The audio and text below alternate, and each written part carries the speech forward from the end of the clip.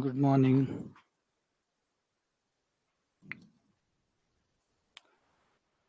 Good morning. Good morning.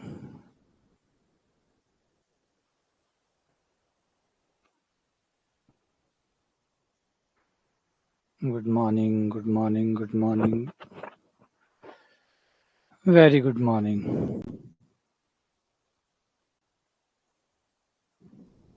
आ जाओ. राधे राधे राधे राधे राधे राधे.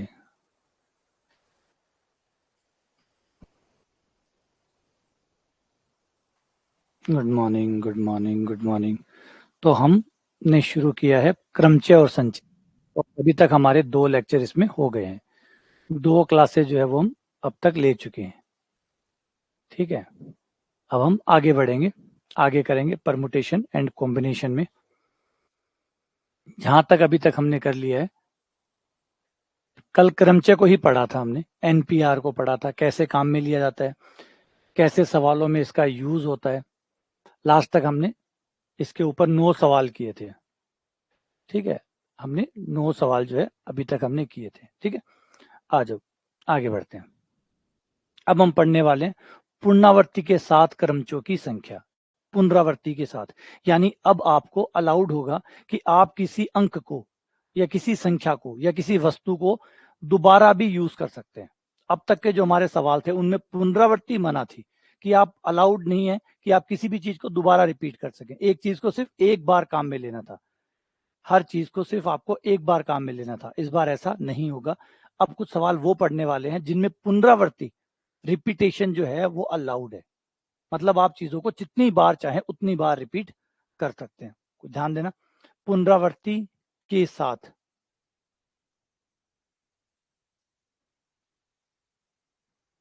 मतलब आपको चीजें चुननी है और चुनते टाइम आपके पास ये छूट होगी कि आप किसी चीज को कितनी बार भी चुन सकते हैं. आप किसी चीज को कितनी बार भी चुन सकते हैं.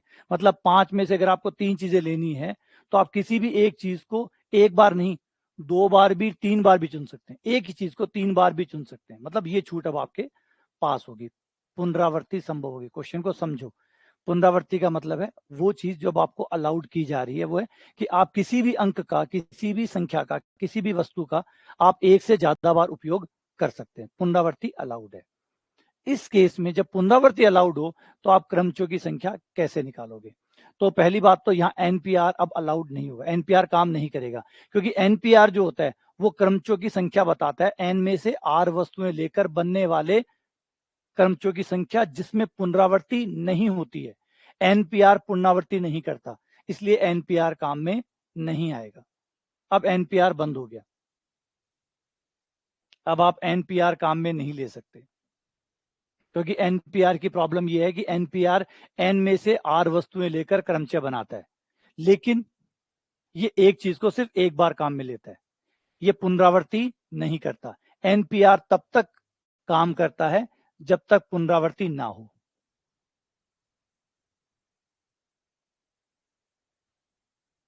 अगर पुनरावृत्ति हो रही है तो आप इसका यूज नहीं कर सकते. अगर सवाल कहता है कि पुनरावृत्ति कर सकते हो तो समझ जाओ एनपीआर यूज नहीं आ सकता.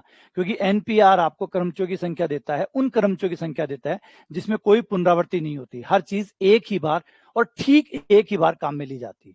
हर चीज को सिर्फ एक बार यूज किया जाता है. तो एनपीआर तब तक वैलिड है. लेकिन जहां पर यह कहा जाए कि आप पुनरावृत्ति कर सकते हो तो समझ जाना कि एनपीआर अब वहां पे काम का नहीं रहा. वहां पे कुछ और सोचना पड़ेगा, कुछ और करना पड़ेगा. एक एग्जाम्पल ले लेते हैं. मान लीजिए आपके पास कुछ अंक है, 1, 2, 3, 4, 5. इस बात को पहले समझ लेना इसको अच्छे से क्योंकि बहुत इंपॉर्टेंट है. 2 ही प्रकार के सवाल हमारे पास होते हैं. 2 ही टाइप के सवाल होते हैं. एक तो जिनमें पुनरावृत्ति मना है, नहीं की जा सकती. एक वो जिसमें पुनरावृत्ति होती है. पुनरावृत्ति नहीं होती है. इससे पहले वाले सवाल वो थे, क्रमचय के सवाल कर रहे थे जिनमें पुनरावृत्ति मना थी. क्या पुनरावृत्ति आप नहीं कर सकते, हर चीज को आपको ठीक एक बार काम में लेना है. अब ये दूसरे टाइप के सवाल है जिसमें हम पढ़ेंगे पुनरावृत्ति मान्य है, पुनरावृत्ति की जा सकती है. उस केस में क्या स्थिति बदल जाएगी, कैसे हम सूत्रों का इस्तेमाल करेंगे. तो मान लो आपके पास कुछ 5 अंक है, 1, 2, 3, 4 और 5, और आपको 3 अंकों की संख्या बनानी है.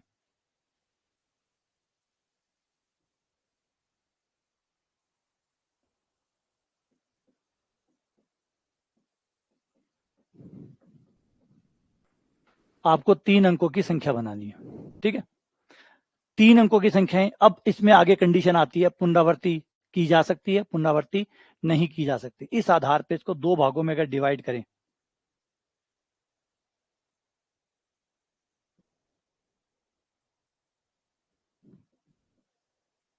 पुनरावृत्ति नहीं की जा सकती,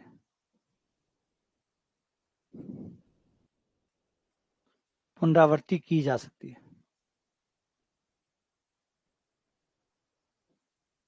एक बार पुनरावृत्ति अलाउड है, एक बार पुनरावृत्ति मना है। तो दोनों ही केस में सेम सवाल पे क्या फर्क पड़ेगा उसकी बात करते हैं, ताकि ये कहानी समझ में आ जाए। अंक आपके पास है, ये आपके कुल अंक हो गए, इनको आप n बोलते हैं। ये संख्याएं हो गई, वस्तुएं हो गई, जो भी है, ये आपका टोटल। इसमें से आपको चुनने हैं, ये है आपकी n संख्याएं। इसमें से आपको 3 अंक चुनने हैं, ये आपका r हो गया, है ना। n तो होता है जो टोटल आपको दिया गया है, और r वो होता है जिसमें से आपको चुनना है। कितने चुनने हैं? इसमें से 3 अंक चुनने हैं, और 3 अंक चुन के संख्याएं बनानी है। तो 3 अंकों की संख्या है, मतलब 3 खाने।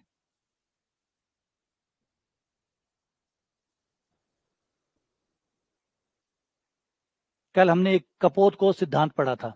कपोत-कोष्ठ सिद्धांत मतलब ये मानो 5 कबूतर है, इन 5 कबूतर को 3 हॉल्स में या 3 कोष्ठों में डालना है। ये 3 इनके कोष्ठ है, ये 5 कबूतर डालना है। अब यहाँ पे क्या होगा, पहले खाने में आप कोई भी 5 में से कोई भी कबूतर डाल सकते हैं। तो पहला बॉक्स को भरने के तरीके हो गए 5। पहले वाला कबूतर डाल दिया, मतलब पहले वाला अंक डाल दिया, दूसरा अंक डाल दिया, तीसरा अंक डाल दिया, चौथा अंक डाल दिया, 5वां अंक डाल दिया। तो पहले वाले को भरने के तरीके हो गए 5। फिर एक कबूतर यहाँ बैठ गया। अब पुनरावृत्ति मना है, इसका मतलब जो कबूतर जहां बैठ गया सो बैठ गया। अब उसको दोबारा यूज नहीं कर सकते, उस कबूतर को दूसरे कमरे में नहीं बिठा सकते। एक बार एक कबूतर को, जैसे क्रिकेट में होता है, क्रिकेट का एग्जाम्पल ले लो, एक खिलाड़ी को अगर आपने एक नंबर पे भेज दिया किसी पे भी, फिर वो दूसरे नंबर पे नहीं जा सकता। एक खिलाड़ी को 2 बार खेलना अलाउड नहीं है, एक खिलाड़ी 2 बार नहीं खेल सकता। मतलब खिलाड़ियों की बैटिंग पुनरावृत्ति नहीं हो सकती। एक जो पहले नंबर पे चला गया सो चला गया, दूसरे पे चला गया तो चला गया, तीसरे पे चला गया तो चला गया। फिर आप उसको बाद में अगली बार आउट होकर फिर 7वें नंबर पे नहीं भेज सकते, है ना। तो पुनरावृत्ति वहां मना होती है। तो एक कबूतर को हमने यहाँ बैठा दिया। अब बचे कितने? 5 कबूतर से एक बैठ गया, कितने बचे? 4।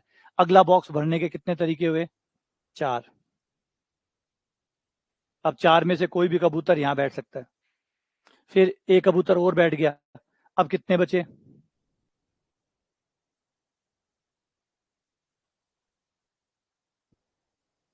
हो गया 5 4 3। तो कुल तरीके कितने हो गए? 20 3 60। तो ये हो गया आपके 60 संख्या। टोटल कितनी संख्या बनी? 60। ठीक है, 60। क्लियर है? 5 4 3। अब कई बार होता है कि ये गुणा क्यों करते हैं? गुणा इसलिए करते हैं कि अगर जब आपकी घड़ी को देखो, घड़ी में घंटे की सुई, मिनट की सुई, सेकंड की सुई, जब सेकंड वाली सुई बेचारी पूरा एक चक्कर काटती है, तो मिनट वाली सुई एक कदम आगे बढ़ती है, मिनट वाली एक बढ़ती है। फिर मिनट वाली जब पूरा एक चक्कर काटते हैं तो घंटे वाली एक आगे बढ़ती है। ऐसे चलता है। अब मैं आपसे पूछूं कि 1 घंटे में कितने सेकंड होते हैं, तो आप 1 घंटे को मिनट में बदलेंगे, मिनट को सेकंड में बदलेंगे, और उनको आपस में क्या करेंगे? गुणा। 1 घंटा बराबर 60 मिनट, 60 मिनट यानी 1 मिनट यानी 60 सेकंड। तो 60 इंटू 60, क्योंकि आपकी जब सेकंड की सुई पूरा एक चक्कर काटते हैं तो मिनट वाली एक घूमती है, और फिर मिनट वाली एक पूरा घूमती है, तो घंटे वाली एक घूमती है, एक कदम आगे चलती है। तो ये जो तीनों स्थितियां होती है, फिर तीनों गुणा हो जाती है, तभी टोटल का पता चलता है कि टोटल कितना हुआ। तो 5 इंटू 4 इंटू 3, टोटल कितनी बन गई? 60। कोशिश करके देखो, इनको एक बार बना के भी देखना, थोड़ा टाइम निकालना। ऑब्वियसली बात है, समय ज्यादा लगेगा, लेकिन कंसेप्ट से बढ़कर कुछ नहीं है। अगर आपने समय बचा लिया और कंसेप्ट नहीं बना, तो फिर अगली बार और समय देके कंसेप्ट बनाना पड़ेगा। कंसेप्ट तो आपको बनाने ही पड़ेंगे। जब तक कंसेप्ट नहीं बनाओगे तब तक आप मुक्त हो ही नहीं सकते। ये मोक्ष है। इस दुनिया को समझे बिना कोई भी आदमी यहाँ से मुक्त नहीं हो सकता, है ना। यही कहते हैं विधि विधान। जितने भी विधि विधान है, चाहे कोई भी हो, सब कुछ यही समझाते हैं कि इस दुनिया को जाने समझे बिना अगर ने आपने इस दुनिया को छोड़ भी दिया तो आपको फिर यहीं आना पड़ेगा, और इसी 99 के चक्कर में आप बार बार घूमते रहेंगे। अच्छा, मुक्त किस दिन होंगे? जिस दिन आप जान लेंगे कि ये सब कुछ है क्या, और जिस दिन जान लेंगे उस दिन आप मुक्त हो जाएंगे। मोक्ष क्या है? यही तो है। चाहे वो जैन धर्म हो, चाहे वो बौद्ध धर्म हो, और चाहे वो हिंदू धर्म हो और चाहे कोई और धर्म हो, किसी में भी जाके देखिए, जहां पे भी वो मोक्ष का कंसेप्ट है, उसमें सिर्फ एक ही सत्य है कि भाई जान लो तभी मुक्ति है ना। लास्ट वाला वर्ड याद आता है जब मरते है, राम राम सत्य है, सत्य बोलिया गत्य है, गत का मतलब मोक्ष है। तो वो जो सत्य है उसको जब तक प्राप्त नहीं करोगे तब तक मोक्ष नहीं मिलेगा। यही गणित का कंसेप्ट है। आप सदियों से पढ़ रहे हैं गणित, किस दिन आपकी गणित बंद होगी? जिस दिन आप समझ लोगे। जिस दिन आपको समझ में आ जाएगा उस दिन बंद हो जाएगी। वरना अब अमित जी के पास पढ़ रहे हो, कल किसी और के पास पढ़ना पड़ेगा, परसों किसी और के पास पढ़ना पड़ेगा, और उससे अगली बार और किसी के पास पढ़ना पड़ेगा। ये बार बार पढ़ना कब खत्म होगा? जिस दिन आपको ये सारा खेल समझ में आ जाएगा। तो कुल मिला के बात तो कंसेप्ट का ही है। तो समय का तो कोई इसमें मतलब ही नहीं बनता। समय तो बार बार लगता ही रहेगा तब तक जब तक आप पकड़ नहीं लेते, है ना। तो इसलिए थोड़ी मेहनत एक्स्ट्रा करिएगा, इन चीज़ों को समझने में जोर आता है, और आना ही है। ऑब्वियसली बात है, जो चीज़ें टफ होती है वो मुश्किल ही है। तो समय तो अपना पर्याप्त लेगी आप। तो इसमें देखो कि जो मैंने कहा है कि 5 × 4 × 3 गुणा क्यों होते हैं, गुणा क्यों होते हैं, थोड़ी सी मेहनत करके देखो कि ऐसे गुणा क्यों किया जा रहा है। क्यों 5 + 4 + 3 नहीं किया जा रहा? 5 4 3 को जोड़ा क्यों नहीं जाता? गुणा क्यों किया जाता है? ऐसा क्या खास कारण है कि गुणा कर रहे हैं? ठीक है, आ जाओ। थोड़ा सा फिर भी मैं कोशिश करता हूँ समझाने की। आ जाओ, मैं ट्राई करता हूँ। ये देखो,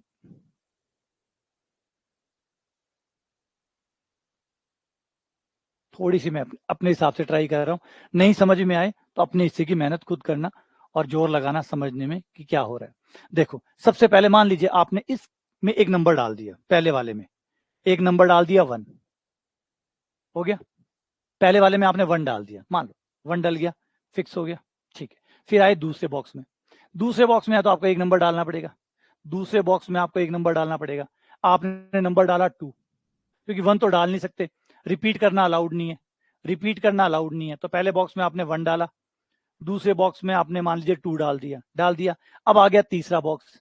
तीसरा बॉक्स जो होगा उसके लिए अब आपके पास कई संभावनाएं होंगी। तीसरे बॉक्स में आप 3 डाल सकते हैं, 4 डाल सकते हैं, 5 डाल सकते हैं। यानी अब आप 3 नंबर बना सकते हैं। एक तो 123, ठीक है, एक 124, एक 125, 3 बन गए। सही है, सही है, 3 नंबर बन गए।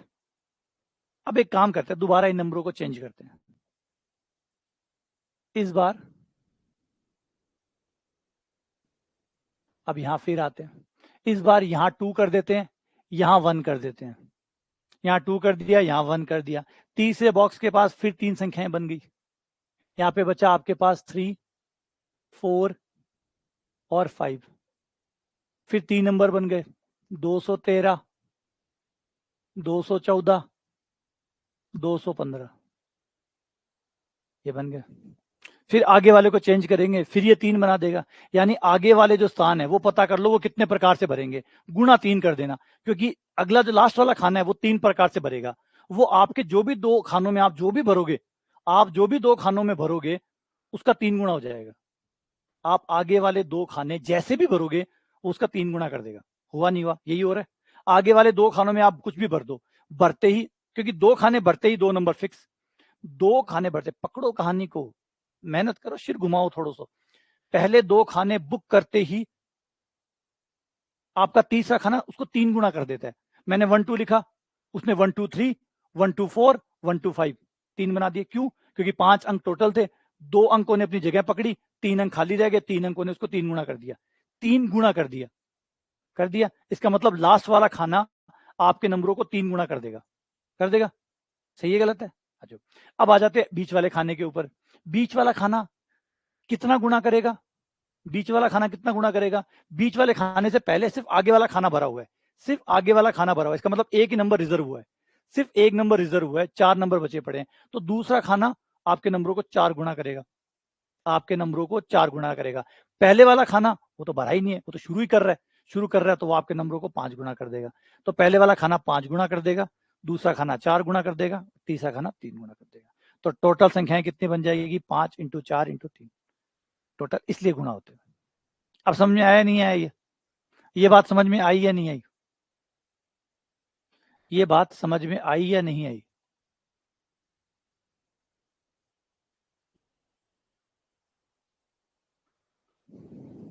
क्या कहते हो?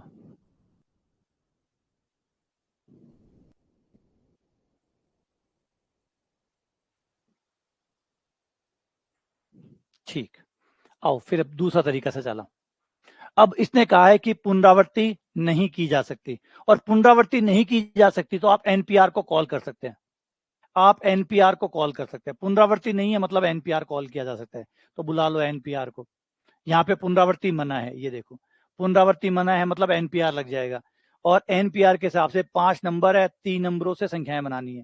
तो ये हो गया 5p3। 5p3 पुनरावृत्ति मना है, पुनरावृत्ति मना है यानी एनपीआर काम करता है। एनपीआर उस केस में काम करता है। एनपीआर के काम करने की क्या शर्त है? एन वस्तुएं होनी चाहिए, उसमें से आर वस्तुओं को चुनना भी है और क्रम भी बनाने, मतलब क्रमचय बनाने। क्रमचय में दोनों आ जाते हैं, चयन भी आ जाता है, क्रम भी आ जाता है।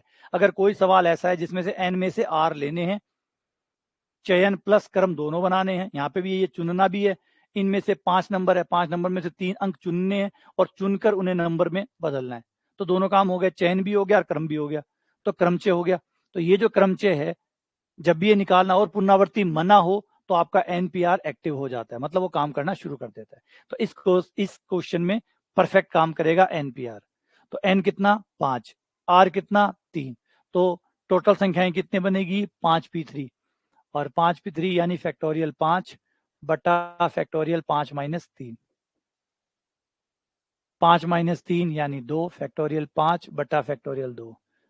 2 तक 5, 2 तक कट जाएगा तो 3 4 5, और ये वही आ गया 60 जो पहले निकाला था, जो कपोत कोष से निकाला था, सेम आ गया।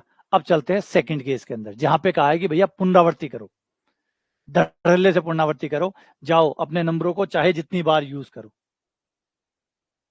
इस केस में आ जाओ, ये बॉक्स आ गया। अब यहां आप रिपीट कर सकते हैं जितनी बार आप चाहें। तो पहले बॉक्स को भरने के तरीके कितने हुए? पहले में कबूतर कितने बिठा सकते हो? 5 कबूतर। अब दूसरे बॉक्स में पुनरावृत्ति अलाउड है। पुनरावृत्ति अलाउड है तो जिसको पहले बॉक्स में बिठाया था उसको उठा के दूसरे में बिठा सकते हो। अब बॉक्स बुक नहीं करना, अब रूम बुकिंग नहीं होती, रूम बुकिंग नहीं है कि रूम बुक नहीं कर सकता कोई भी आदमी। तो दूसरा बॉक्स भी भरने के तरीके हो गए 5, है ना। यहाँ बुकिंग सिस्टम नहीं है, यहाँ सीट बुकिंग सिस्टम नहीं है, यहाँ पे कोई आदमी कितनी भी सीटें ले सकता है। तो पहला खाना 5 प्रकार से। दूसरा खाना, पहले तो क्या होता था, एक आदमी को एक कमरे में बिठा दिया, कमरे के साथ बुक कर दिया, कमरा और कबूतर लॉक हो जाता था। लेकिन इस बार ऐसा नहीं है, वो कबूतर दोबारा भी यूज हो सकता है। तो फिर 5 तरीके, फिर 5 तरीके, क्योंकि नंबर बार बार यूज हो सकते हैं। तो 5 इंटू 5 टोटल आ गए 125 संख्या, इस बार 125। अब आप एनपीआर काम में नहीं ले सकते क्योंकि एनपीआर पुनरावृत्ति के लिए नहीं बना है। एनपीआर पुनरावृत्ति के लिए नहीं बना है। ये लो, डन, ये हो गया। अब पुनरावृत्ति और बिना पुनरावृत्ति समझ में आया या नहीं आया? ठीक है, आ गया। आ जाओ फिर, आओ कुछ सवाल करते हैं, कुछ सवाल करते हैं जिससे मामला समझ में और भी मजबूत हो जाए। क्वेश्चन नंबर 10, ध्यान से सुनना समझना। क्वेश्चन नंबर 10 कह रहा है भाई कि 5 इनाम है और 4 विद्यार्थी है। 5 इनाम है, 4 विद्यार्थियों में बांटने, बांट देंगे, बिल्कुल बांट देंगे। कितने प्रकार से बांटा जा सकता है जबकि कोई भी विद्यार्थी एक से अधिक इनाम प्राप्त कर सकता है? कोई भी विद्यार्थी एक से अधिक इनाम प्राप्त कर सकता है। एक से अधिक यानी विद्यार्थी पुनरावृत्ति कर सकता है, विद्यार्थी पुनरावृत्ति कर सकता है। करो इसको, दिमाग लगाओ और करो।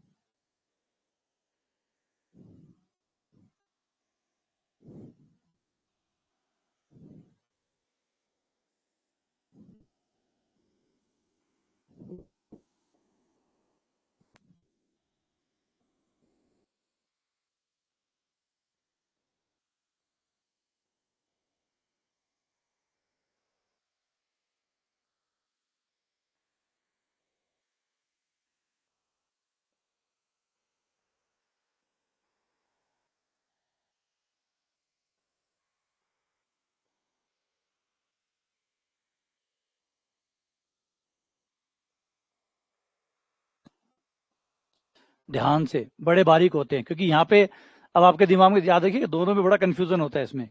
यहाँ पे भी देखिए आपका 1024 भी आ जाएगा, 625 भी आ जाएगा। 4 की पावर 5 करते ही आपका आ जाएगा 1024, और 5 की पावर 4 करते ही आ जाएगा 625। तो बताओ कौन सा सही होगा, बताओ कौन सा सही होगा। 4 की पावर 5, कई जने बी कह रहे हैं, कई जने ए कह रहे हैं, तो ध्यान से, सावधान इंडिया। 4 की पावर 5 से 1024 होता है, 5 की पावर 4 से 625 होता है। तो ए और बी बहुत क्लोज है, दिमाग लगाओ क्वेश्चन के हिसाब से।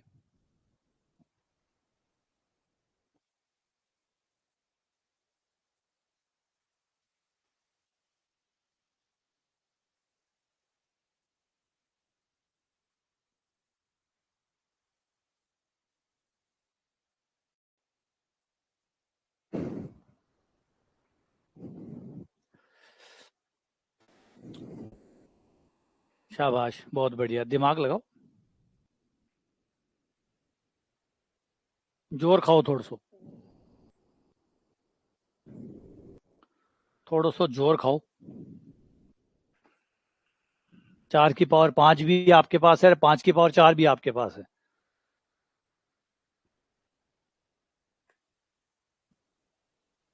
एक काम करते हैं, एक सेट बनाते हैं, ये रहा, इसमें तो डाल देते हैं इनाम या विद्यार्थी, इधर तो डाल देते हैं विद्यार्थी, और इसमें डाल देते हैं इनाम। विद्यार्थियों की संख्या 4 है, पहला विद्यार्थी, दूसरा विद्यार्थी, तीसरा विद्यार्थी, चौथा विद्यार्थी, और ये आपके है 5 इनाम। पहला इनाम, दूसरा इनाम, तीसरा इनाम, चौथा इनाम, पांचवा इनाम। चलो अब दोबारा ट्राई करो, अब दोबारा ट्राई करो। विद्यार्थी 4 है, इनाम 5 है, और क्वेश्चन कह रहा है कि एक विद्यार्थी एक से अधिक इनाम प्राप्त कर सकता है, एक विद्यार्थी को आप एक से ज्यादा इनाम दे सकते हो। अब दिमाग लगाओ, अब आराम से समझ में आ जाएगा, यूज करो कि कैसे होगा।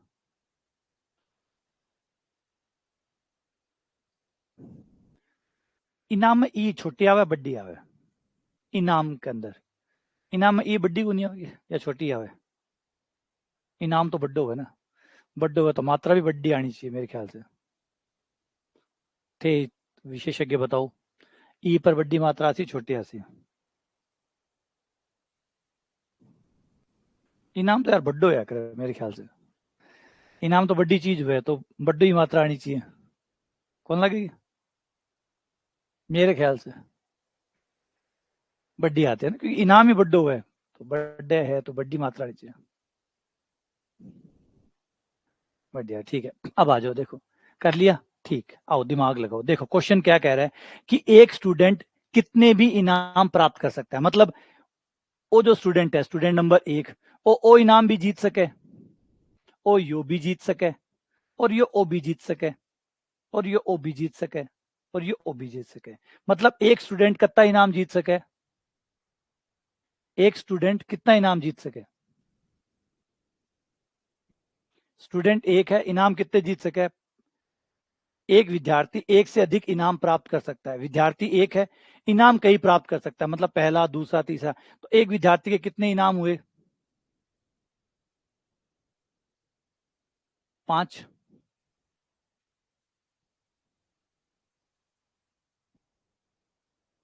तो पहला स्टूडेंट 5 इनाम जीत सकता है, फिर दूसरा स्टूडेंट,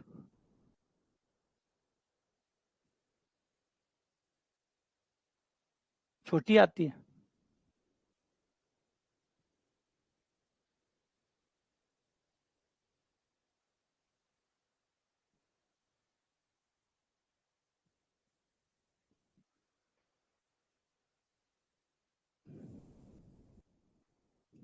अगला, फिर दूसरे स्टूडेंट पे आते हैं, अगला स्टूडेंट, ये स्टूडेंट जीत सकता है ये इनाम, ये इनाम, ये इनाम, ये इनाम, और ये इनाम। तो इसके पास भी इनाम जीतने की संभावना है 5। दूसरा स्टूडेंट भी 5 इनाम जीत सकता है, तीसरा स्टूडेंट भी 5 इनाम जीत सकता है, और चौथा स्टूडेंट भी 5 इनाम जीत सकता है। तो ये होगी 5 की पावर 4 यानी 625।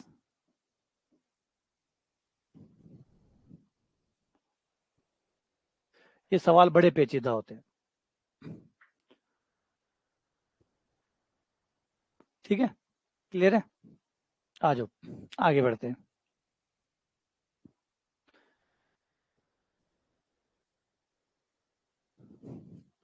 5 अंक है,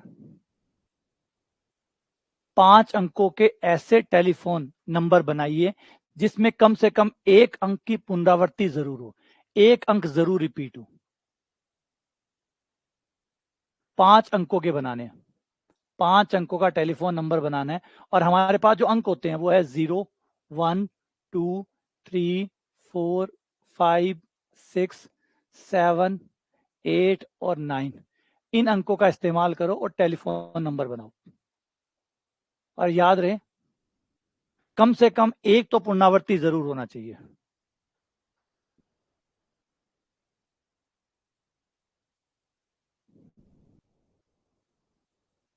जीरो, 1, 2, 3, 4, 5, 7, 8, 9 ये आपके पास अंक है। इन अंकों से आपको 5 अंकों की संख्या बनानी है। क्वेश्चन क्या कह रहा है, 1 अंक जरूर रिपीट होना चाहिए। मतलब ऐसा ना हो कि बिना रिपीट का आपने नंबर बना दिया, आपने ऐसा नंबर बना दिया जिसमें कोई भी अंक रिपीट नहीं है, इस टाइप का अलाउड नहीं होगा।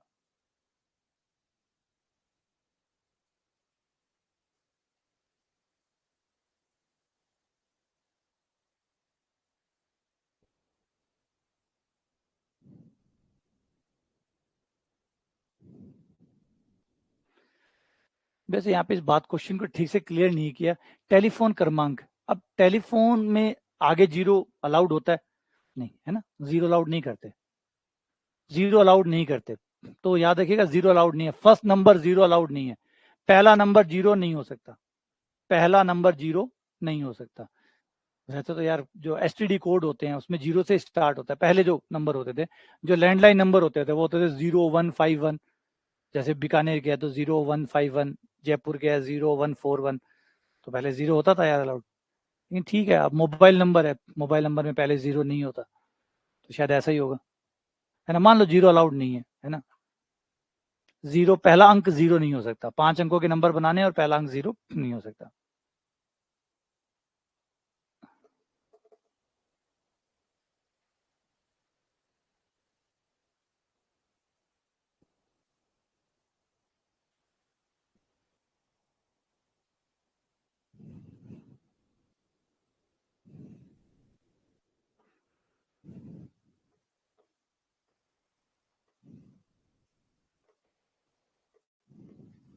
इसे दिमाग लगाओ और कैसे करोगे, सोचो इसको कैसे निपटाओगे। एक गौर करो, अभी हमने एक सवाल किया था, जो एग्जाम्पल मैंने समझाया था कि वो अंक जब रिपीटेशन अलाउड होता है, रिपीटेशन अलाउड होता है इसका मतलब है उसमें वो सारे नंबर आ जाएंगे जो रिपीट करेंगे, जो रिपीट नहीं करेंगे, दोनों प्रकार के नंबर आ जाएंगे। ये जो अभी हमने यहाँ पे निकाला था 125, उस 125 को पहले समझो कि 125 है क्या। यहाँ जो हमने 125 निकाला है, तो 125 में क्या है, 125 में वो सारे नंबर आ गए जिसमें रिपीट हो भी रहे हैं, रिपीट नहीं भी हो रहे हैं, टोटल आ गए इसमें। इसमें वही आए हैं जो रिपीट नहीं है, इसमें विदाउट रिपीटिंग है, इसमें कोई भी नंबर रिपीट, तीनों के तीनों डिजिट डिफरेंट है। इस केस में तीनों डिफरेंट है। इस केस में क्या तीनों सेम है? हो सकता है तीनों तीनों सेम है, वो भी आ गए। दो सेम है, वो भी आ गए, है ना। जो तीनों अलग अलग है वो भी आ गए। 125 में ये 60 ये भी आ गए, वो जो 60 है ना वो 125 में आ गए, है ना। पुनरावृत्ति अलाउड है। पुनरावृत्ति अलाउड का मतलब है, पुनरावृत्ति अलाउड है मतलब करना चाहो तो पुनरावृत्ति भी कर सकते हो और बिना पुनरावृत्ति के बना सकते हो, मतलब सब कुछ बना सकते हो, सब कुछ बना सकते हो। पुनरावृत्ति आपको अलाउड है, आप कर सकते हो। तो जरूरी नहीं कि वो सिर्फ पुनरावृत्ति करके ही बनाएगा, बिना पुनरावृत्ति वाले भी बनाएगा, पुनरावृत्ति वाले भी बनाएगा, यानी सारे बनाएगा, इसमें टोटल आ जाएंगे, है ना। अब एक बताओ, 125 में से अगर मैं 60 घटा दूं, 125 में से 60 घटा दूं तो कौन से नंबर बचेंगे? तो कौन से नंबर बचेंगे? कौन से नंबर बचेंगे? अगर इन 125 में से ये 60 में घटा देता तो कौन से नंबर बचते? ये 65 आता, ये 65 कौन से नंबर होते? इसमें वो नंबर है जिसमें पुनरावृत्ति नहीं होती है, इसमें वो नंबर है जिसमें पुनरावृत्ति होती है प्लस नहीं होती है, दोनों है। दोनों है तो 60 घटाओगे, पुनरावृत्ति नहीं होने वाले नंबर घटाओगे तो पुनरावृत्ति होने वाले नंबर 65 आ जाएंगे।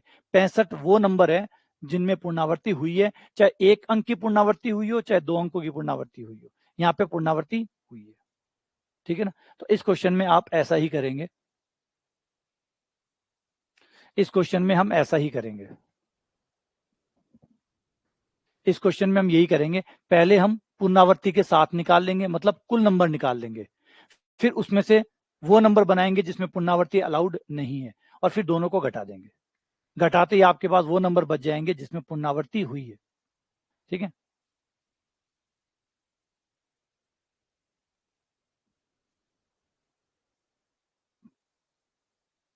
कुल क्रमांक पुनरावृत्ति सहित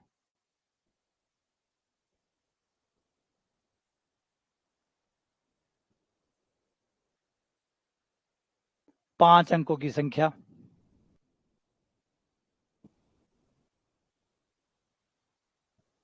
5 अंकों की संख्या जिसमें से पहला 0 नहीं हो सकता, यानी पहले अंक को भरने के लिए आप सिर्फ 9 अंकों का इस्तेमाल कर सकते हैं 0 को छोड़ के, लेकिन दूसरे में कोई दिक्कत नहीं है, दूसरे में पूरे के पूरे 10 यूज हो सकते हैं, अगले वाले में भी 10, अगले वाले में भी 10, अगले वाले में भी 10।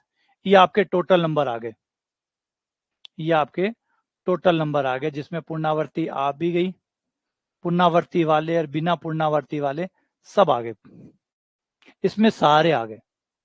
इसमें ये जो 90,000 बने हैं, 90,000 टेलीफोन नंबर बने, इन टेलीफोन नंबर में जो रिपीट हो रहे हैं वो भी आ गए, जो रिपीट नहीं कर रहे हैं वो भी आ गए, सब आ गए इसमें। अब हम वो निकालते हैं जिसमें रिपीट नहीं होता है, बिना पुनरावृत्ति के क्रमांक।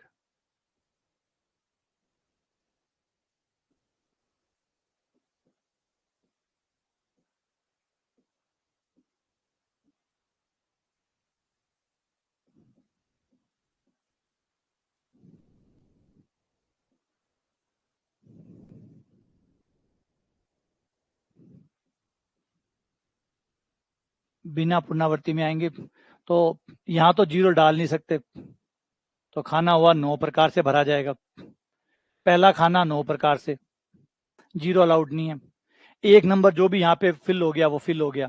अब यहाँ पे दूसरा खाना पुनरावृत्ति मना है, पुनरावृत्ति मना है यानी एक नंबर को एक जगह छोड़ के निकल जाओ, एक नंबर को एक जगह लॉक करके निकल जाओ, तो जहाँ पे जो भी भरा है वो नंबर लॉक हो गया। बचे कितने, बचे कितने, अब 0 भी आ गया, जिस 0 को पहले मना करके हमने बाहर छोड़ा हुआ था अब वो 0 अलाउड हो गया, अब 0 आ सकता है। हाँ, लेकिन उसके बदले एक नंबर कम हो चुका है, जो यहाँ पे आ चुका है इस बॉक्स में वो नंबर कम हो गया, तो 9 से बचे 8, लेकिन 0 के आने से वापस 9 नंबर हो गए, तो दूसरा खाना भरेगा 9 तरीके से। अगला खाना एक नंबर और कम कर दो, 8, अगला खाना 7, और उससे अगला box 6। 9 into 9 into 8 into 7 into 6।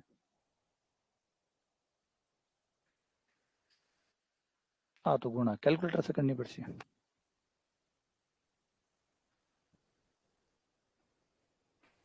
है 27,212,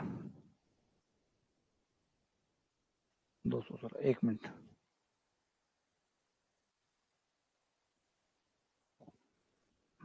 ठीक है, सही है। अब घटा दो पुनरावृत्ति वाले क्रमांक,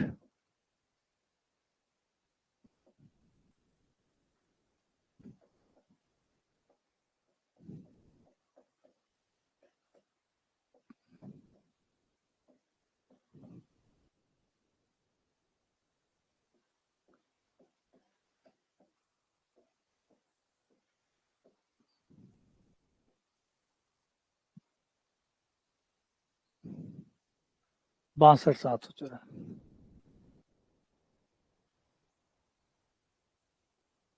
ये आपका आंसर आ गया।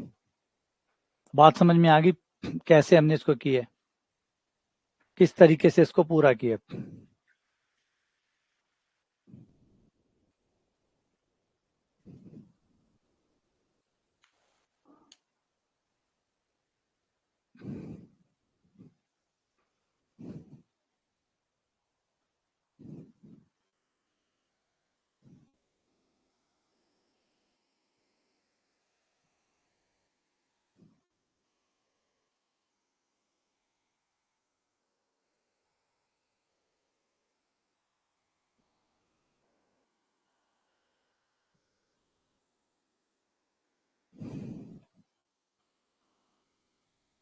चल आगे चलते हैं। आगे है प्रतिबंधित क्रमचय या कंडीशनल क्रमचय। इसमें बात वही लागू होगी, पुनरावृत्ति है और पुनरावृत्ति नहीं है। पुनरावृत्ति है और पुनरावृत्ति नहीं है, उनको दोनों अलग अलग तरीके से हमें निपटना होगा। पुनरावृत्ति है, पुनरावृत्ति नहीं है। प्रतिबंधित क्रमचय में क्या होता है, कई बार क्रमचय का जब चुनाव होता है कि अगर एन में से आर चुनना है, लेकिन एन में से आर चुनने पे भी शर्त लगा देते हैं कि एन में से आर चुनो, लेकिन है ना, एन में से आर चुनो, मतलब 10 सब्जियां हैं, उसमें से 5 सब्जियां लो, लेकिन टिंडे मत लेना, है ना, टिंडे मत लेना, टिंडे मना है। तो ऐसा होता है ना कि आप 10 सब्जियां, वहां जितनी भी सब्जियां हैं उन सब्जियों में से 4 सब्जियां ले आना, लेकिन टिंडे मत लाना।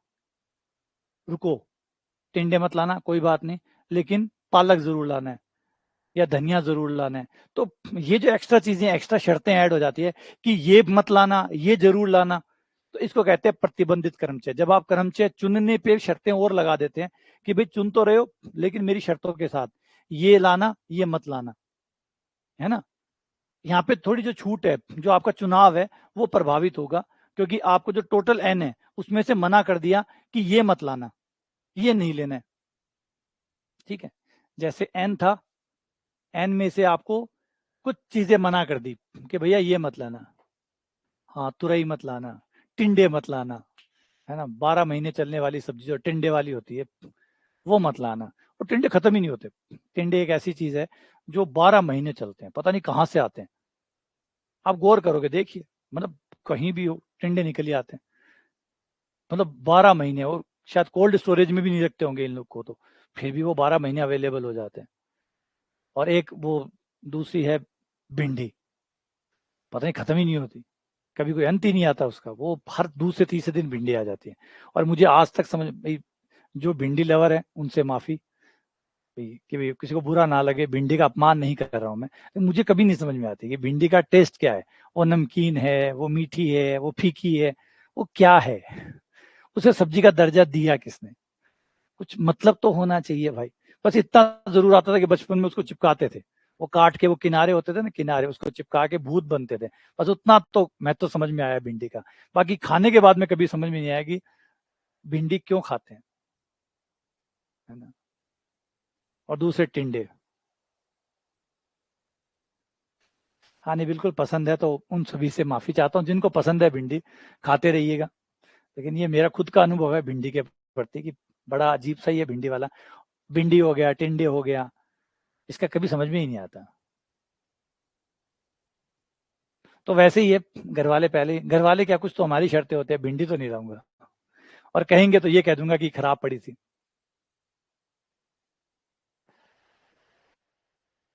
तो ऐसे ही शर्तों में से कुछ मना है कि भाई एन में से ये मत लाना, ये नहीं लानी, और या ये मत लेके आना, बस ये छोड़ देना, क्योंकि अभी सीजन नहीं है, तो अगर मिल भी जाए तो बेटा ये मत लाना। तो वो सब्जियां, उसका नाम रख लेते हैं, के नाम रख लेते हैं भाई, ये के वस्तुएं मत लाना। टोटल वस्तुओं में से अगर वो जहां पे सारी पड़ी है उसमें से के जो है वो आप बाहर निकाल देना। देखो सब्जियां भी दो प्रकार की होती है, सब्जियां भी दो प्रकार की होती है। एक होता है महिलाओं के द्वारा बनाई गई सब्जी, एक होती है पुरुषों के द्वारा बनाई गई सब्जी। रात दिन का अंतर होता है दोनों सब्जियों में, सेम सब्जी, दोनों में अलग अलग, है ना, भी अपना व्यवहार अलग है। जो भी अंतर है, जो लेडीज और जेंट्स का जो डिफरेंस है, वो डिफरेंस आपको सब्जी में भी नजर आएगा। जब हम कॉलेज में पढ़ा करते थे, जब हम वहाँ पे साथ में रहा करते थे, एग्जाम के टाइम में खास करके, एग्जाम का टाइम जब होता था तो 1.5 महीने 2 महीने साथ में रहते थे। उस समय हम जो लड़के सब्जियां बनाते थे, जो रोटियां बनाते थे, वो एक अलग ही उसका लेवल होता था। और एक जब महिलाओं के साथ में खाने लगे, इनके साथ जो खाना खाते हैं, वो सब्जियां बनाती है, वो बनाती है, उसमें एक अलग है। मतलब दोनों ही सब्जियां, एक वहां सब्जियां बनती थी, वो अलग ही होता था, और रोटियां ही अलग टाइप की होती थी। और यहाँ जो रोटियां होती है ना, वो एक अलग ही होती है। दोनों में ही अलग अलग सब्जियों में फर्क है। वो सब्जियां, और इतनी गहनता से भी नहीं बनाई जाती थी। जो आदमी सब्जियां बनाते हैं वो इतनी गहनता से भी नहीं बनाते कि तो बारीक क्या चेक करते हैं, लेकिन फिर भी बहुत अलग टेस्ट होता था। और यहाँ वाला टेस्ट बड़ा सॉफ्ट टाइप का टेस्ट होता है, वो थोड़ा हार्ड टाइप का टेस्ट होता था।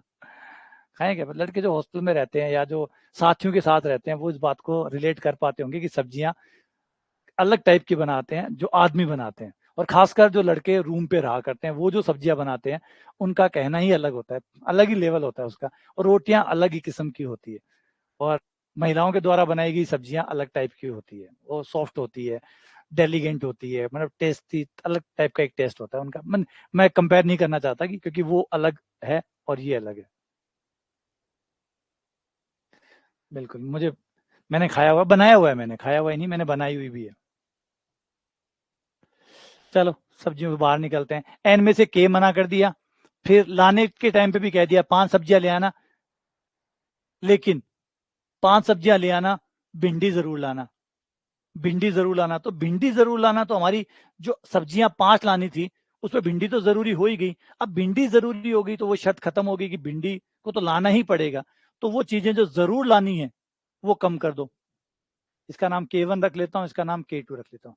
इस तरीके से आपके ये जो नंबर है ऊपर नीचे वाले ये चेंज हो जाएंगे, कभी कहेगा कि ये मत लाना, कभी कहेगा ये पक्का ही लाना, है ना। तो इस टाइप से ये जो आपकी शर्तें हैं, ये जो कुल नंबर है और जो चुनाव करने हैं वो बदलते रहते हैं शर्तों के मुताबिक। अब इस टाइप के सवाल हम करेंगे जहां पे टोटल चीज हमें, जैसे सब्जेक्ट होते हैं, आप देखते हैं एमएससी में जब आप होते हैं, एमएससी फाइनल ईयर में आपको कहते हैं 5 सब्जेक्ट ले लो, फिर चुपके से कहते हैं 2 लेने जरूरी है, ये 2 तो लेने ही पड़ेंगे, तो फिर 5 ले लो क्या होता है, फिर 5 ऑप्शनल क्या होता है, 2 लेने जरूरी है, तो वो तो जरूरी हो गया ना, फिर ऑप्शनल क्या हुआ, है ना। एमएससी में होता ही है। एमएससी में आपने देखा होगा कि जो लोग यूनिवर्सिटीज में पढ़ते हैं, वहां पे राजस्थान की यूनिवर्सिटीज में पढ़ते हैं, वहां पे एमएससी में कहते हैं 5 सब्जेक्ट आपको लेने हैं, और 5 लेके फिर कहते हैं कि ये 2 तो लेने ही पड़ेंगे, 5 लेने हैं, ये 2 लेने ही पड़ेंगे, तो फिर ये बोलो 3 लेने हैं, खाली 2 कंपल्सरी है, 3 लेने हैं, ज्यादा सही शब्द ये क्यों बोलते हो कि 5 सब्जेक्ट चुनने होंगे आपको, 5 कहाँ चुनने होंगे, चुनने तो 3 ही होंगे, 2 तो आपने कंपल्सरी बांध ही दिए, 2 तो आपने कंपल्सरी बांध ही दिए। फिर है ना, देखा ना कि लिस्ट आती है कि 27 सब्जेक्ट है एमएससी के अंदर, फाइनल के अंदर 27 पेपर में से आपको 5 पेपर लेने हैं, फिर कहते हैं 2 पेपर लेने अनिवार्य है, तो 27 में से 2 कम हो गए, वहां से फिर 27 में से वो 2 तो लेने ही पड़ेंगे, तो वहां चुनाव कितने का होगा, 25 का, और यहाँ 5 में से 2 लेने जरूरी हो गए तो 3 हुए, तो एक्चुअल में जो चुनाव हुआ वो 25 में से 3 का। तो इस तरीके से आपके जो नंबर है वो बदल जाते हैं सवाल के मुताबिक, वो देखना पड़ेगा कि सवाल में कैसा है। कुछ चीजें ट्राई करते हैं, जैसे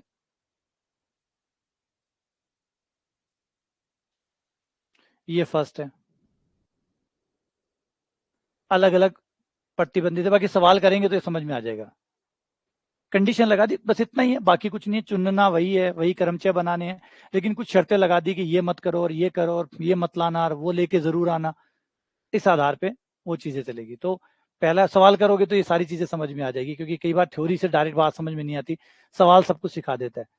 तो उसमें आते हैं, मान लीजिए आपके पास n असमान वस्तु है, मतलब सब्जियां मान लो n सब्जियां जो कि अलग अलग है, उसमें से आपको r वस्तुओं को एक साथ लेने पर, उसमें से r वस्तुएं आपको लेनी है और क्रमचय बनाने हैं, लेकिन क्रमचय बनाते टाइम पर p वस्तुएं हमेशा निश्चित स्थान पर आनी चाहिए। एक जगह फिक्स कर दी कि भैया ये जो p चीजें हैं ये इस स्थान पर आनी चाहिए। यहाँ पे क्या कर दिया, एक तो p वस्तुएं लेनी है और उनको भी एक निश्चित स्थान पे लेना है, फिक्स जगह पे लेना है कि भैया 5वें नंबर पे या 7वें नंबर पे ये चीजें आनी चाहिए। तो फिर टोटल क्रमचय कितने होंगे, तो ये होगा n minus P R minus P, N minus P R minus P. P ऊपर भी कम हो जाएगा, पी नीचे भी कम हो जाएगा, क्योंकि पी के केस में दिक्कत ये होगी कि पी को बांध दिया, पी को लेना भी पड़ रहा है, छोड़ नहीं सकते, पी वस्तुओं को लेना भी पड़ रहा है, और लेना ही नहीं पड़ रहा बल्कि उनकी जगह भी फिक्स करनी पड़ रही है, आप जगह भी नहीं बदल सकते, आप उनकी जगह ही नहीं बदल सकते, मतलब सारी छूट खत्म कर दी, तो वो एकदम फिक्सेशन हो गया। टोटल में से भी पी, अब आपके पास कोई उपाय नहीं है, वो पी चीजें लेनी ही पड़ेंगी, ठीक है। टोटल में से वो पी फिक्स होगी, वो भी लेनी है, चुनना भी पड़ेगा, वो वहां है भी, लेनी भी पड़ेगी, प्लस उनकी जगह भी फिक्स है कि कहाँ रखनी है, उनको रखने वाली जगह भी फिक्स है, तो सब कुछ फिक्स हो जाए तो क्रमचय की संख्या हो जाती है N minus P P R minus P. अभी सवाल करेंगे तो ये बात समझ में आ जाएगी कि कैसे काम करेगा। तो वो वही वाला हो गया, पी विशेष वस्तुओं को एक साथ एक जगह पे लाना हो, एन वस्तुओं में से आर वस्तुएं चुननी हो, और उसमें से भी पी वस्तुएं आपको चुननी भी है, और उनका स्थान भी देखो, विशेष वस्तुएं, पी विशेष वस्तुएं हमेशा निश्चित स्थान पर ही आए, उनकी जगह भी फिक्स हो कि 5वें नंबर पे आए या चौथे नंबर पे आए, जगह भी नहीं बदलनी चाहिए। चुनना भी पड़ेगा और जगह भी पक्की है, कम से कम चलो चुनना तो पड़ेगा। चुनने के बाद में हमारी मर्जी है कि मैं यहाँ रखूं, यहाँ रखूं, यहाँ रखूं, ये कह रहा नहीं, चुनना भी पड़ेगा और जगह भी फिक्स है, उसी जगह पे रखना पड़ेगा। जैसे कंपलसरी पेपर में होता है ना कि कंपलसरी पेपर लेने भी पड़ेंगे और उनकी परीक्षाएं भी पहले और दूसरे स्थान पे होगी, उनकी परीक्षाएं भी पहले और दूसरे स्थान पे होगी। तो एकदम बन सा गया, वो पूरा फिक्स हो गया। फिर कम से कम चलो पेपर लेने अनिवार्य है, पेपर की जगह तो फिर बदला हो सकती है कि ये पेपर दूसरे नंबर पे आएगा या चौथे नंबर पे आएगा या पहले नंबर पे आ सकता है, ये तो बदल सकते हो, ये भी नहीं बदल सकते। चुनना भी पड़ेगा और जगह भी फिक्स है, यहीं रखना पड़ेगा। तो फिर एकदम सब डन टू डन हो गया। तो उस केस में आपके पास ये समझो कि पी चीजें है ही नहीं, और ना पी स्थान है ना पी जगह, टोटल पी दोनों में से कम कर दो। ठीक है, आ जाओ एक सवाल करते हैं।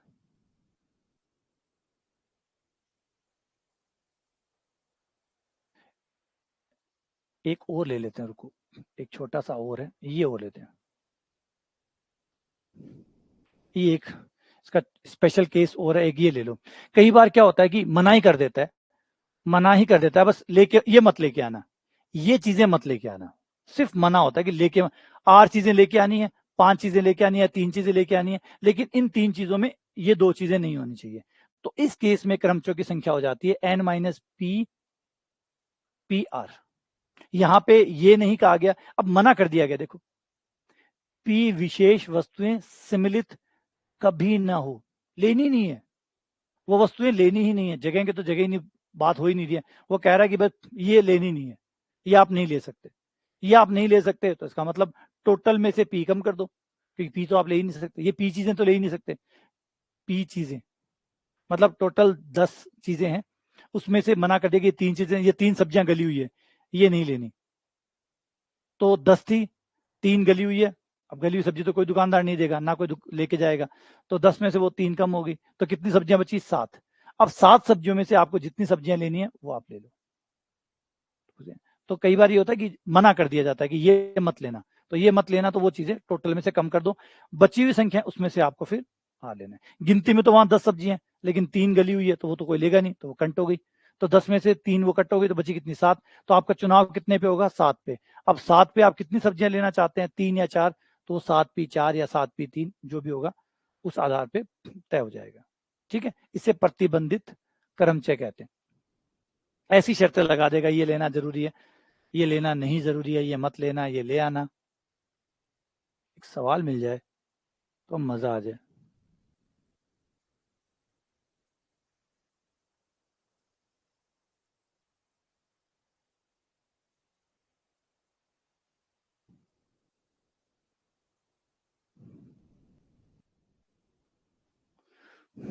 मिला नहीं यार।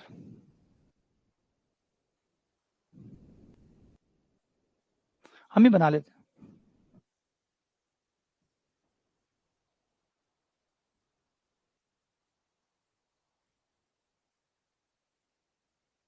हाँ, हमें जो चुनना है बस उन्हीं के ऊपर फोकस करना पड़ता है, जो हमें अलाउड होता है कि भाई आप इतनी चीजें चुन सकते हैं। जो मना कर दिया वो तो चुनना ही नहीं है ना, फिर वो तो आप चुन ही नहीं सकते, वो तो आपको मना ही कर दिया। अब मना ही कर दिया तो फिर वो आपके क्या काम का, फिर वो आपके क्या काम का? 10 सब्जियां थी, 3 खराब थी, तो वो आप खरीद ही नहीं सकते, वो दुकानदार ने मना कर दिया कि ये नहीं खरीद सकते। तो फिर आपके पास जो चुनाव है वो कितने का है? 7 का। 7 में से आपको चुनना है। अब 7 में से कितनी सब्जियां लानी है? 3 या 2 या 5, जो भी लाना है वो ले आओ, तो उसमें से आप चुनाव कर लो। ठीक है, अब हम क्रमचय ले लेते हैं। एक एग्जाम्पल ले लेते हैं, मान लो आपके पास ये नंबर है 1,2,3,4,5, ये आपके पास 5 अंक है। अब सवाल वाला कह दे क्या 3 अंकों की संख्या बनाओ, उसमें 2 जरूर आना चाहिए।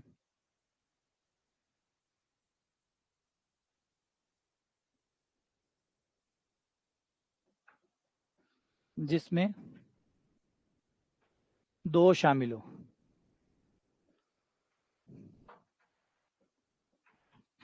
ये क्वेश्चन ले लो, ये 5 अंक है, इन 5 अंक से आपको 5 अंक से आपको 3 अंकों की संख्या बनानी है, और उसमें भी तय कर दिया कि 2 को जरूर लेना। 2 जरूर आना चाहिए। तो अब कितना हो जाएगा? अब देखो 2 लेना ही पड़ेगा, यानी आप टोटल थे 5, टोटल 5 थे, 5 में से 2 तो अनिवार्य हो गया, मतलब 2 को तो लेना ही पड़ेगा। तो चुनाव कितने का बचा? 4 का ही तो बचा। अब आपको 4 ही चुनने हैं खाली। अब आपको चुनने कितने हैं? 4।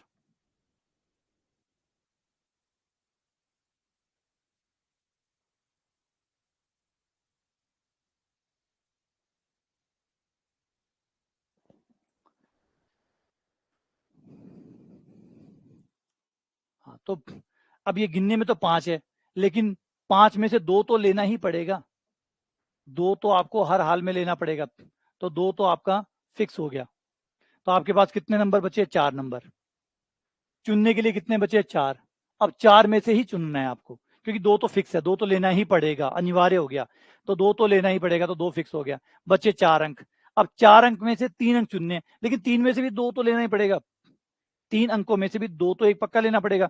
तो चुनाव भी कितने का बचेगा? 2 का, क्योंकि 2 तो पक्का हो गया। 2 पक्का हो गया तो 4P2। 4P2। अब 4 में से आपको 2 चुनने हैं।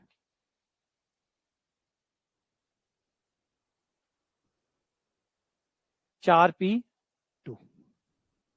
यही हुआ। एक एक कम कर दिया ना, एक एक कम कर दिया कि भाई टोटल 5 थे, 5 में से 2 तो लेना ही पड़ेगा। 2 तो आपको लेना ही पड़ेगा, तो 2 के साथ तो आप बंध ही गए कि 2 तो आपको लेना ही पड़ेगा, तो 2 फिक्स हो गया। 2 आपका फिक्स हो गया। फिर इधर आपका टोटल 3 लेने थे, 3 लेने थे, उसमें से एक तो 2 पक्का आएगा ही आएगा, तो बंद हो गया। तो 4P2। ठीक है। अच्छा, इसमें थोड़ा सा आगे चलते हैं। अगर ये कहे कि 2 लेना ही नहीं है, 3 अंकों की संख्या बनाओ परंतु 2 मत लो।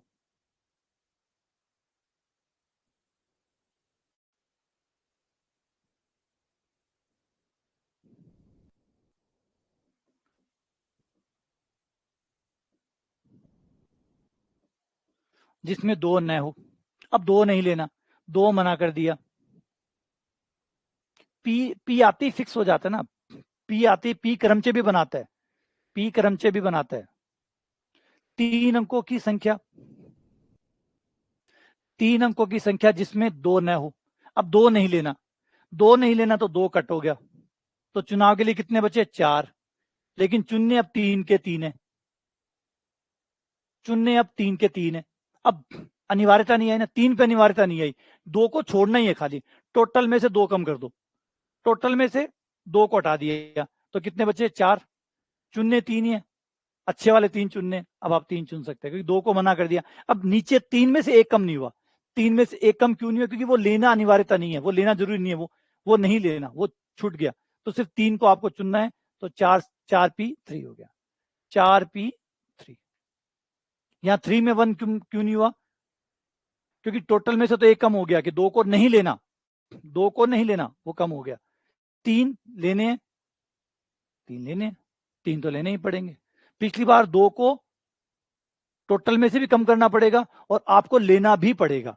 आपको अपने चुनाव में भी उसको लेना पड़ेगा, वो मजबूरी थी। तो दोनों ही जगह आपका 1-1 कम हो रहा था। इस केस में टोटल में से आपको पहले से ही वो मना हो गया। आप 3 सब्जी लेने गए, दुकानदार ने कहा कि ये 4 सब्जियां खराब है, इनको कम कर दो, बच गई जितनी सब्जियां उसमें से 3 लेनी है। अब आपको लेनी तो 3 है, जो खराब है वो नहीं लेनी, बस वो कम होगी, वो टोटल में से कम होगी, सिर्फ आपके चुनाव में से कम नहीं होगी। ठीक है ना। 4C2 इंटू फैक्टोरियल 3, 4P3 होता है। 4P2 ही होता है वो, उसी को 4P2 ही कहते हैं। ठीक है, आ जाओ आगे बढ़े। अब आते हैं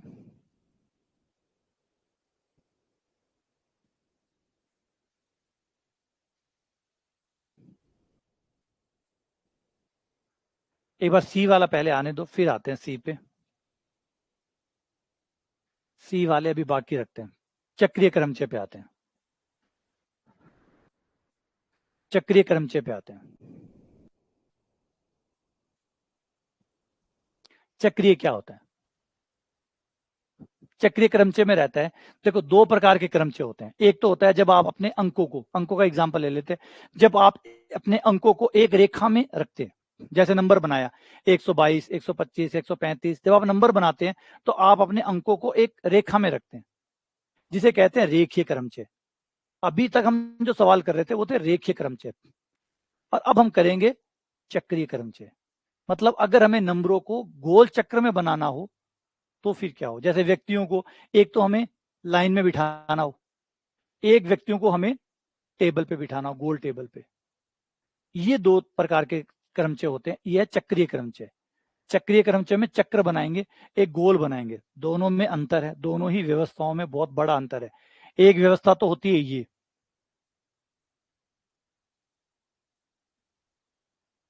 एक व्यवस्था होती है ये।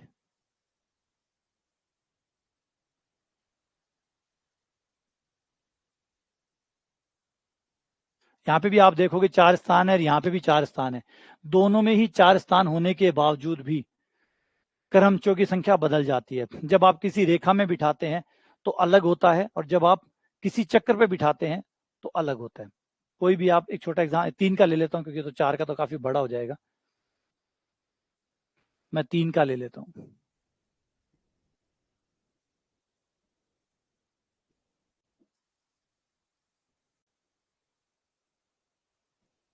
1, 2, 3।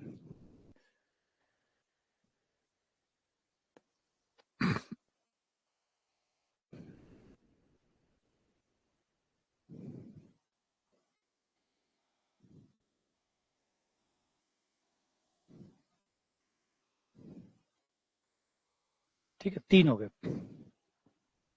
1, 2, 3। जब आप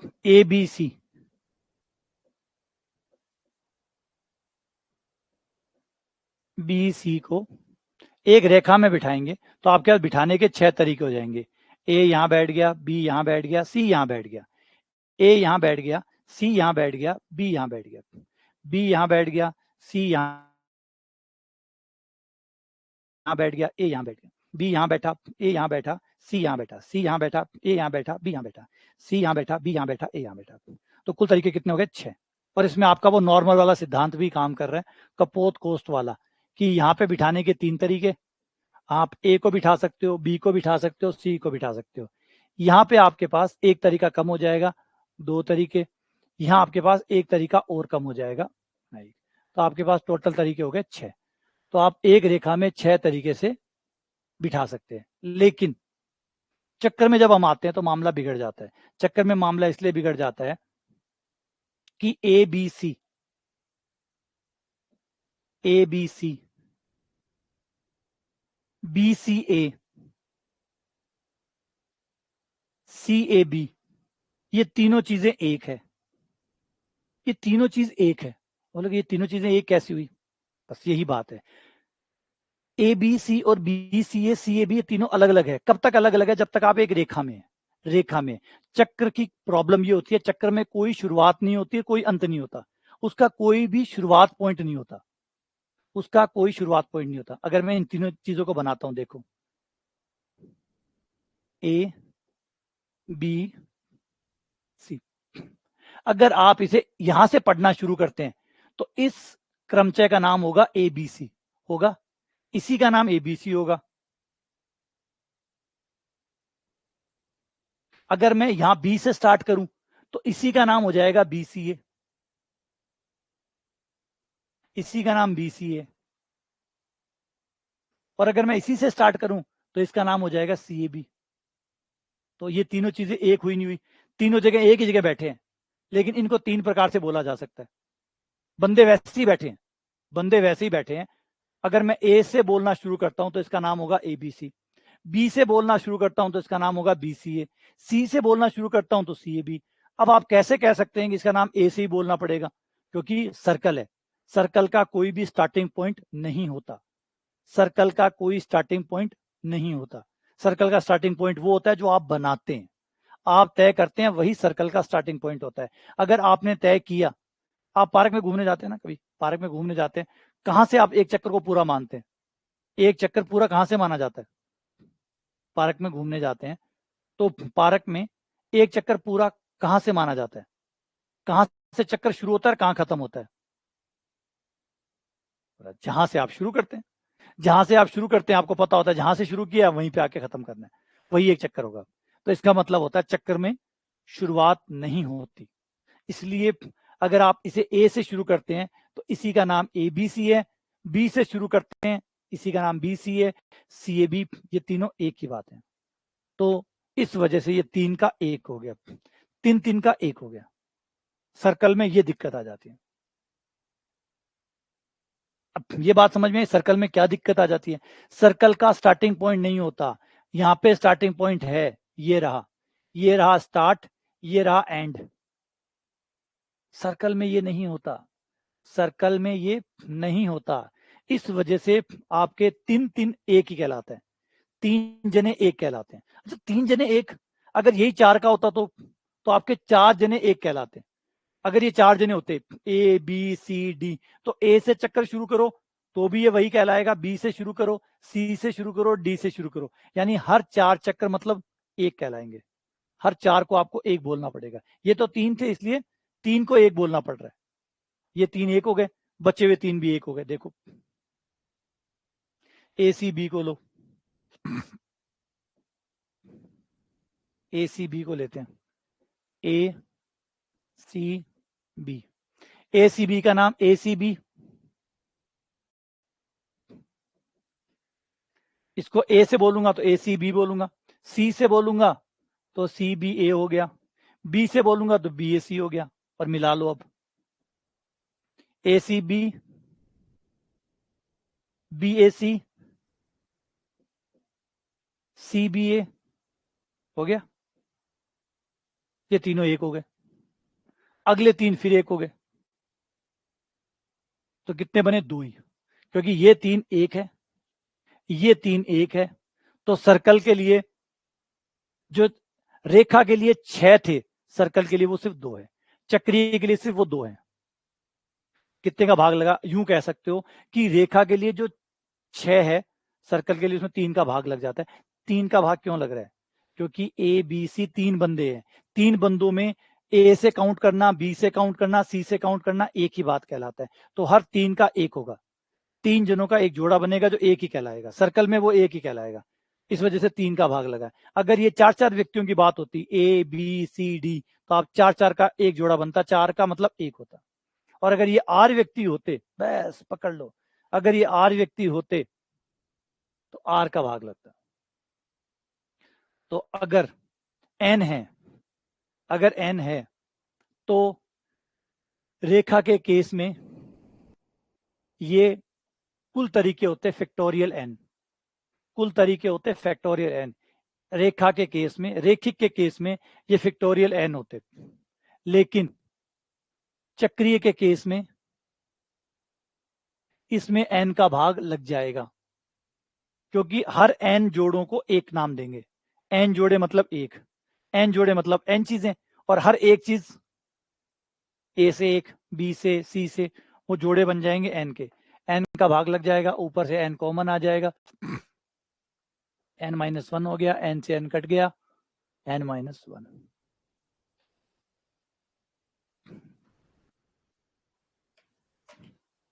जितने नंबर उतने। तो ये फर्क पड़ जाता है जब आप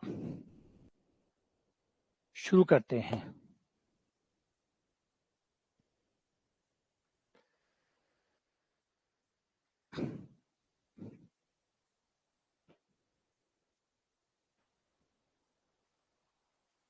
अच्छा, अब मामला और फंस जाता है। अभी भी एटलीस्ट ये, एटलीस्ट आज भी, अभी भी एक प्रॉब्लम और है, अभी भी एक प्रॉब्लम और है। अभी भी कम से कम हम एक डायरेक्शन में तो काउंटिंग कर रहे हैं, एटलीस्ट एक डायरेक्शन में तो काउंटिंग कर रहे हैं। अभी तक जो हमने की थी वो घड़ी की दिशा में थी, इसलिए ABC, BCA, CAB एक चीज है, 3 चीजों का एक जोड़ा बना है। अगर हम डायरेक्शन का भी भेद खत्म कर दें, बोले डायरेक्शन भी, चक्रीय में डायरेक्शन को भी नहीं मानेंगे, आप चाहे यू घूमो चाहे यू घूमो, हम उसको एक ही मानेंगे। हम डायरेक्शन का डिफरेंस भी काउंट नहीं करेंगे, हम एंटी क्लॉकवाइज और क्लॉकवाइज को एक बोलेंगे। तो आपको अजीब लगेगा ये देख के कि ये एक ही व्यवस्था है टोटल और 6 को कवर कर रही है। देखो ABC, BCA CAB हो गया। अब अगर मैं इसको एंटी क्लॉकवाइज बोलूं, एंटी क्लॉकवाइज को भी काउंट करूं, एंटी क्लॉकवाइज को भी इसी व्यवस्था में काउंट करूं कि एंटी क्लॉकवाइज भी काउंट होगा, तो ये देखो यहां से AC CB ACB, ये रहा ACB, CBA ये रहा, BAC ये रहा, यानी कुल मिलाकर ये और एक हो जाएंगे। ये पूरी एक ही चीज होगी। फिर बैठने का एक ही तरीका हुआ ABC, इसी के ये 6 बनेंगे। और चक्रीय में आपने कहा कि भैया लेफ्ट और राइट का मतलब क्लॉक और एंटी क्लॉक का मेरा कोई डिफरेंस नहीं है, मैं क्लॉकवाइज भी। और अच्छा, ये कब होता है क्लॉक और एंटी क्लॉक का? जब आदमी बैठे हो तब तो आपको समझ में आता है कि वो मेरे एंटी क्लॉक बैठा है या मेरे क्लॉक बैठा है। लेकिन सोचो अगर मोती हो, अगर मोती हो तो क्लॉक और एंटी क्लॉक में समझ में आता है क्या डिफरेंस है। अगर मोती हो, मालाएं हो, फूल हो, एक जैसे फूल हो, तो आप बता सकते हैं कि एंटी क्लॉक और क्लॉक में क्या डिफरेंस होगा। भी व्यक्ति हो तो आप मेरे बता सकते हैं कि रामलाल जी मेरे राइट में बैठे हैं, मोहनलाल जी मेरे लेफ्ट में बैठे हैं। जब डिफ्रेंशिएट किया जा सकता है तब तो आप लेफ्ट राइट समझा सकते हैं कि वो मेरे क्लॉकवाइज बैठे हैं, वो मेरे एंटी क्लॉकवाइज बैठे हैं। लेकिन कई बार चीजें ऐसी होती है जिसमें क्लॉक और एंटी क्लॉक का कोई डिफरेंस नहीं होता, जैसे मोती। मोती, ठीक है, समझाता हूं।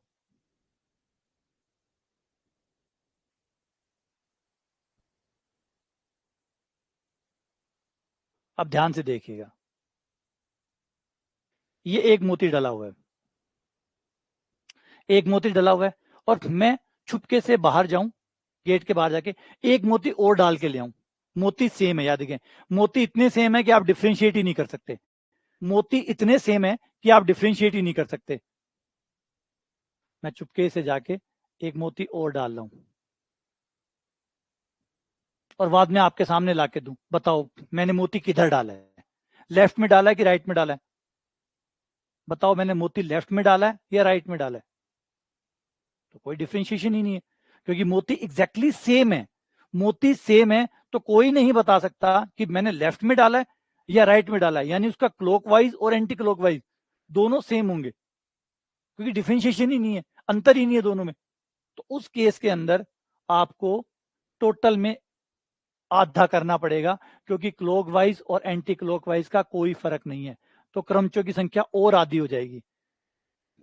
जैसे ये कम से कम 6 की 2 हुई थी, अब 2 की भी 1 हो जाएगी, क्योंकि इन दोनों में भी कोई डिफरेंस नहीं है। ये भी, इनमें खाली अभी डिफरेंस यही है कि एक क्लॉकवाइज है और एक जोड़ा एंटी क्लॉकवाइज है।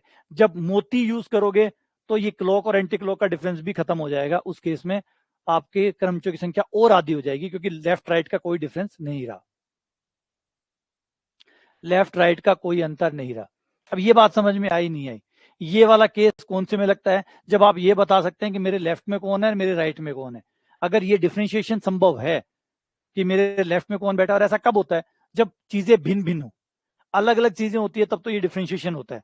जब चीजें अलग अलग हो तब तो ये डिफ्रेंशिएशन होता है। मतलब अगर फूल है, वो विभिन्न विभिन्न फूल है, अगर फूल की माला बना रहे हो और फूल भी अलग अलग प्रकार के हैं, तब तो आप डिफ्रेंशिएट कर सकते हैं। लेकिन अगर फूल सारे सेम है, एक जैसे फूल है, तो फिर लेफ्ट राइट का डिफरेंस खत्म हो जाएगा। उस केस में ये नीचे वाला लगेगा। तो अगर भिन्न भिन्न चीजें हैं और चक्रीय में बैठ रही है तो ये, और भिन्न भिन्न चीजें नहीं है, एक जैसी चीजें हैं और फिर चक्रीय में बैठ रही है, तो उनका लेफ्ट राइट में कोई डिफरेंस नहीं होगा, उनके लेफ्ट राइट का डिफरेंस खत्म हो जाएगा। ये बात समझ में आई या नहीं आई? अरे बाप रे, चक्रीय को बड़ा कल्डो काम है। चक्रीय जो है ना वो बहुत कल्डो काम है। आगे कहानी समझ में, चक्रीय में ओके भाई क्यों 2 को भाग लगे, क्यों हम 2 का भाग देते हैं, क्यों करते हैं, क्यों ये कम क्यों हो जाते हैं, इस केस में ऐसा क्यों नहीं होता, इसमें ऐसा क्यों होता है। जब आप रेखा पे होते हैं तो ये कोई दिक्कत नहीं आती, क्योंकि रेखा में खड़े हैं तो आप बिल्कुल जगह है अपनी, फिक्स अपनी जगह है। सर्कल में जगह नहीं होती, सर्कल का स्टार्टिंग पॉइंट नहीं होता, इस वजह से ये एक ही माना जाता है और माना भी जाएगा,